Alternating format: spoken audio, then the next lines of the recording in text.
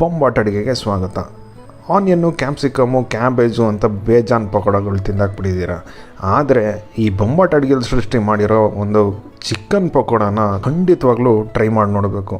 Crispy exterior ಮತ್ತು juicy and soft interior. Friends, ಇವಾಗ seat belt ಹಾಕ್ಕೊಂಡು ಸೀಟಲ್ಲಿ ಕೂತ್ಕೊಳ್ಳಿ.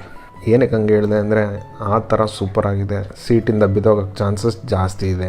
ಬನ್ನಿ, ಕ್ರಿಸ್ಪಿ ಫ್ರೈಡ್ ಚಿಕನ್ನು ಸೀಟಿಂದ ಬಿದ್ದೋಗದೆ ಹೇಗೆ ಮಾಡೋದು ಅಂತ ನೋಡೋಣ.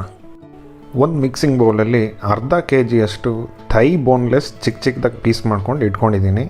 ನಿಮಗೆ ಥೈ ಬೋನ್ಲೆಸ್ ಸಿಕ್ಕಲಿಲ್ಲ ಅಂದರೆ ನೀವು ಬ್ರೆಸ್ಟ್ ಬೋನ್ಲೆಸ್ ಯೂಸ್ ಮಾಡ್ಬೋದು. ಅದಕ್ಕೆ ಇವಾಗ 1/4 ಟೀ ಸ್ಪೂನ್ ಅರ್ಶಿನದ ಪುಡಿ ಹಾಕ್ಕೊಳ್ಳೋಣ.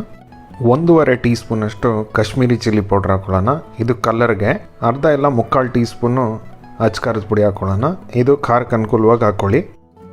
2 ಟೀ ಸ್ಪೂನಷ್ಟು ಶುಂಠಿ ಬೆಳ್ಳುಳ್ಳಿ ಪೇಸ್ಟ್ ಹಾಕ್ಕೊಳ್ಳೋಣ.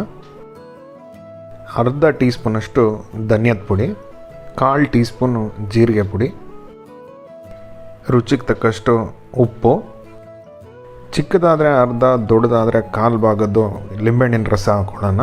ಖಾರಕ್ಕೆ ಅನುಕೂಲವಾಗಿ 3ರಿಂದ 4 ಹಸಿಮೆಣಸಿನ್ಕಾಯಿ ಹಾಕ್ಕೊಳ್ಳೋಣ.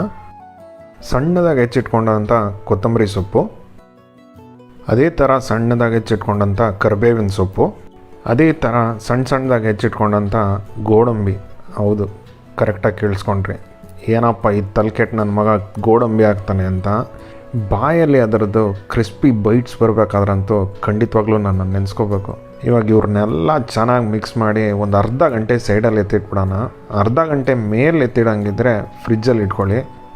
ಅರ್ಧ ಗಂಟೆ ಚೆನ್ನಾಗಿ ಮ್ಯಾರಿನೇಟ್ ಆದಮೇಲೆ ಇದಕ್ಕೆ 1 ಟೀ ಸ್ಪೂನಷ್ಟು ಎಣ್ಣೆ ಹಾಕ್ಕೊಳ್ಳೋಣ.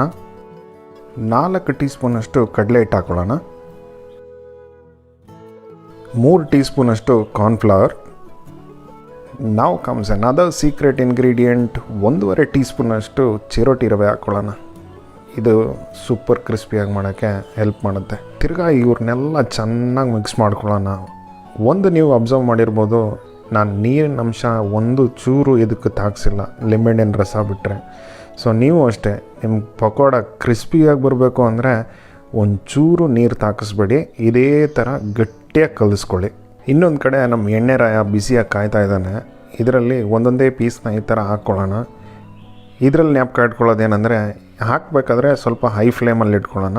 ಆಮೇಲೆ ಮೀಡಿಯಮ್ ಟು ಹೈ ಫ್ಲೇಮಲ್ಲಿ ಒಂದು 6 ನಿಮಿಷ ಬೇಯಿಸ್ಕೊಂಡ್ರೆ ಸಾಕಾಗುತ್ತೆ. ಇವೆಲ್ಲ ಹಾಕಿದ್ಮೇಲೆ 1 ನಿಮಿಷವರೆಗೂ ಇದನ್ನು ಏನು ಕೈ ಆಡ್ಸೋಕ್ಕೆ ಹೋಗ್ಬಿಡಿ. ಆಮೇಲೆ ಇದನ್ನು ಈ ಥರ ತಿರುಗಿಸ್ಕೊಂಡು ಇನ್ನೊಂದು ಸೈಡಲ್ಲೂ ಬೇಯಿಸ್ಕೊಂಬಿಡೋಣ. ಟೋಟಲಾಗೆ ಒಂದು 6 ನಿಮಿಷ ಬೇಯಿಸ್ಕೊಂಡಾದ್ಮೇಲೆ ಅದ್ರ ಕಲರ್ ನೋಡಿರಿ. ಕಲರು, ಫ್ಲೇವರು, ಕ್ರಿಸ್ಪಿನೆಸ್ಸು, ಜ್ಯೂಸಿನೆಸ್ಸು ಯಾವುದರಲ್ಲೂ ಕಮ್ಮಿ ಇಲ್ಲ ಈ ಡಿಶ್ಶು. ನೀವು ಒಂದ್ಸಲಿ ಈ ನಿಮ್ಮ ಬೊಂಬಾಟ್ ಅಡುಗೆ ಕ್ರಿಸ್ಪಿ ಪಕೋಡಾನ ಟ್ರೈ ಮಾಡಿ ಅಂತ ಹೇಳ್ತಾ ಈ ವಿಡಿಯೋನ ಮುಗಿಸೋಣ. Until next time, ಬೊಂಬಾಟ್ ಅಡುಗೆ signing off. See you in another great video. Bye bye.